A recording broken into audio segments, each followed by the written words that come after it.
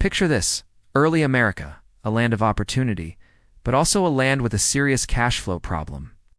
The first colonists arrived with big dreams, but very few British pounds in their pockets. Imagine trying to buy a loaf of bread, not with coins, but by trading a couple of chickens. Or maybe you're a blacksmith, and instead of getting paid in silver, you end up with a barrel of fish. This was the reality of the barter system. It was clumsy, inefficient, and made even the simplest transactions a huge headache. How do you make change for a cow?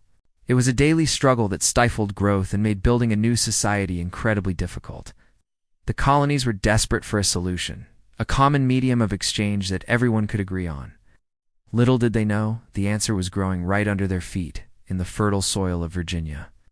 This answer was a leafy plant, originally cultivated by Native Americans. The Europeans, especially John Rolfe in Jamestown, discovered it had an insatiable market back in England. We're talking about tobacco, the brown gold of the New World. It was more than just a popular smoke. It became the economic engine of the Virginia colony. Tobacco was lucrative, in high demand, and relatively easy to grow. As shipload after shipload of cured leaves crossed the Atlantic, colonists started to realize its potential. This wasn't just a crop. It was a commodity so valuable and so universally desired that it could function as money itself. The stage was set for one of the most unusual economic experiments in history.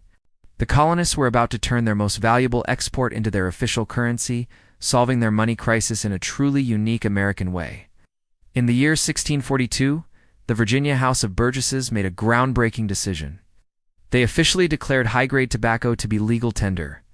That's right, you could legally pay your debts and taxes with tobacco leaves.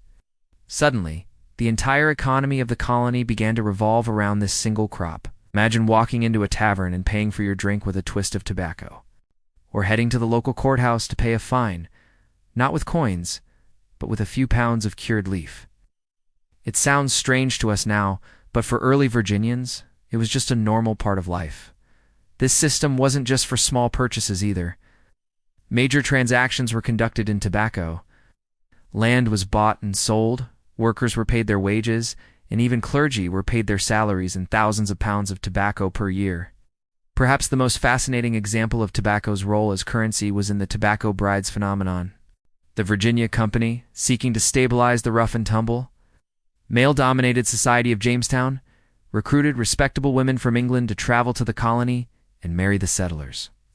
The cost of a woman's passage, about 120 to 150 pounds of high-quality leaf tobacco, was paid by her prospective husband.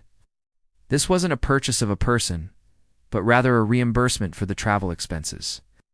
A dowry paid in the most valuable commodity they had. This system was so successful that it soon spread beyond Virginia.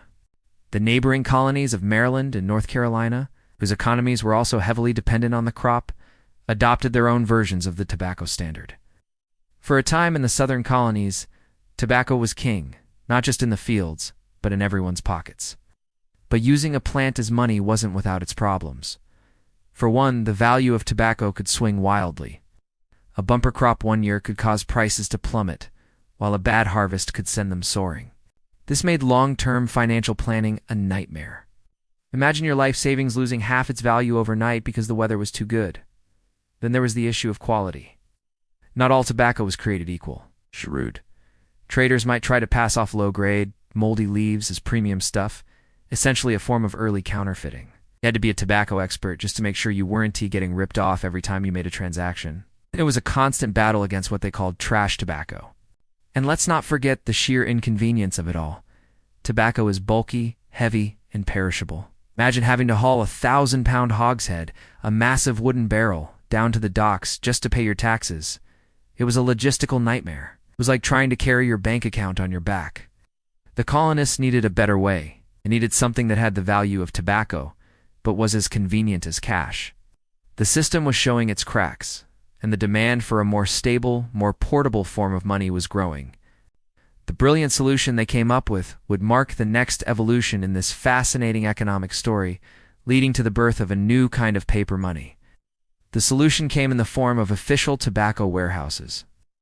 In 1727, the Virginia General Assembly passed the Tobacco Inspection Act. This law established a network of government-run warehouses at key ports and river landings. Planters were now required to bring their tobacco to one of these warehouses before it could be sold or exported.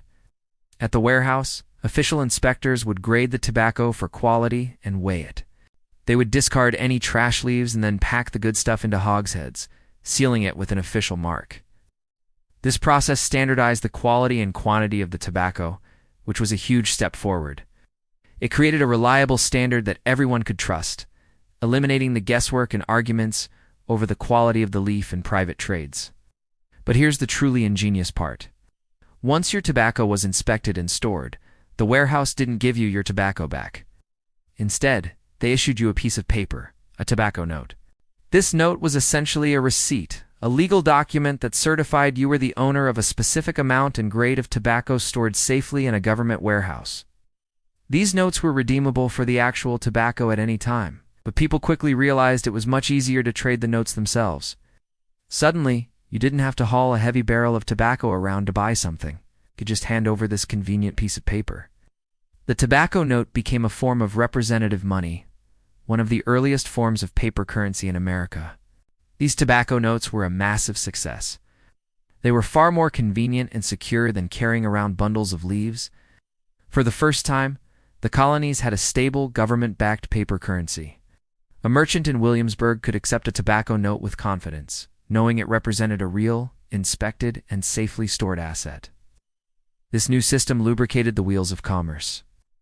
Trade became faster, easier, and more reliable.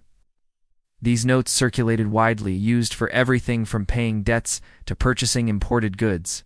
You could even use them to pay your taxes. In fact, Benjamin Franklin, a man who knew a thing or two about money and printing, praised the Virginia system, noting its stability and utility. The era of the tobacco note represented the peak of tobacco's role in the American economy, a sophisticated solution born out of colonial necessity. But all good things must come to an end. As the 18th century wore on, the colonial economy was becoming more complex. Trade was expanding beyond just tobacco, with grain, lumber, and other goods becoming more important. The population was growing, and cities like Philadelphia and New York were becoming bustling commercial centers. An economy based on a single agricultural commodity, even one as valuable as tobacco, was becoming too restrictive.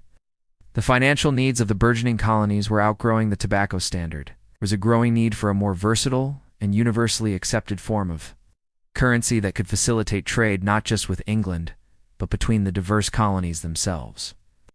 The final nail in the coffin for the tobacco standard was the American Revolution. The war disrupted the established trade patterns with Britain, which had been the primary market for colonial tobacco. As the colonies united to fight for their independence, they also began to think about creating a new, unified economic system. The Continental Congress started issuing its own paper money, the Continental Dollar, to finance the war effort. Although the Continental currency had its own massive problems with inflation, it marked a decisive shift towards a national currency, an idea that was incompatible with different colonies using different commodity-based money systems. After the United States was formed, the new federal government, under the leadership of Alexander Hamilton, established the U.S. Mint and the dollar as the official, standardized currency for the entire nation. The era of paying for a marriage license with a pile of leaves or settling a debt with a paper note for a barrel of tobacco was over.